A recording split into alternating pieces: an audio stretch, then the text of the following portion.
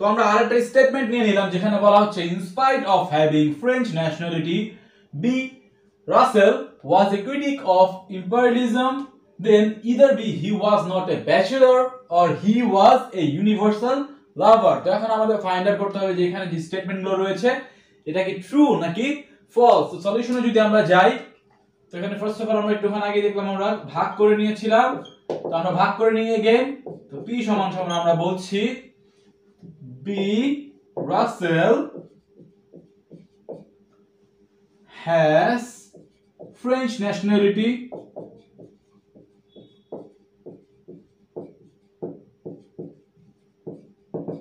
এবং এটা কি, এটা হচ্ছে ট্রু এবং কমা দেওয়া আছে হচ্ছে was a critic of imperialism। তো এই দুটার মধ্যে কি রয়েছে, কমা যেহেতু রয়েছে তার মানে একই সাথে নিয়ে চলছে, মানে এখানে একটা and রুল অ্যাপ্লাই হবে।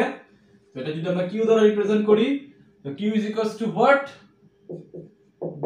Russell was a critic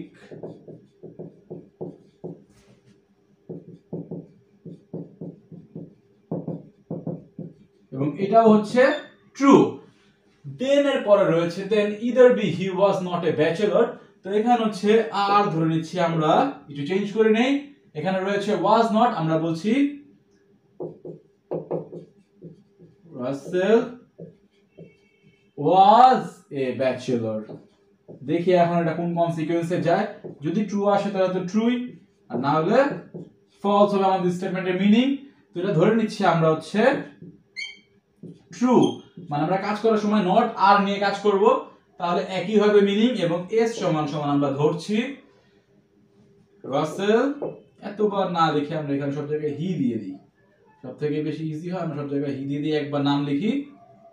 এটা হচ্ছে হি, এটা হচ্ছে হি, এটা হচ্ছে হি। He was a universal lover। তো এটা হচ্ছে আমরা ট্রুই পাচ্ছি।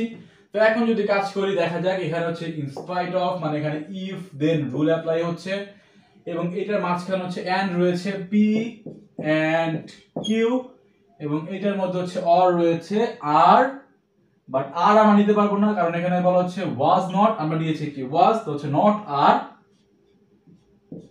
নট আর অর এস এবং এই দুটার মধ্যে হচ্ছে ইফ দেন রুল অ্যাপ্লাই হয়েছে, তার মানে ইমপ্লাইজ দ্যাট হবে। তো এটাই হচ্ছে স্টেটমেন্ট, আমাদের রিপ্রেজেন্টেশন হলো প্রপোজিশনাল লজিকে। তো এখন যদি আমরা ট্রু ফলসটা বসিয়ে দেই তো এখানে পি এর ভ্যালু হচ্ছে ট্রু, কিউ এর ভ্যালু হচ্ছে true, not R, not R মানে হচ্ছে নট ট্রু, অর এস এর ভ্যালু হচ্ছে ট্রু। এখানে হচ্ছে true and true which is true, এটা হচ্ছে false or true, again true implies false or true মানে হচ্ছে এখানে true পাবো আমরা, not true or true, কারণ আগের মতো same to same, a implies b is equals to not a or b। তো এখানে হচ্ছে false or true পাচ্ছি আমরা which means true, তার মানে এই যে আমাদের স্টেটমেন্ট, এই স্টেটমেন্টের মিনিং হচ্ছে ট্রু। আশা করছি বুঝতে পারছেন। আমরা লাস্ট আরেকটা কোশ্চেন প্র্যাকটিস করব।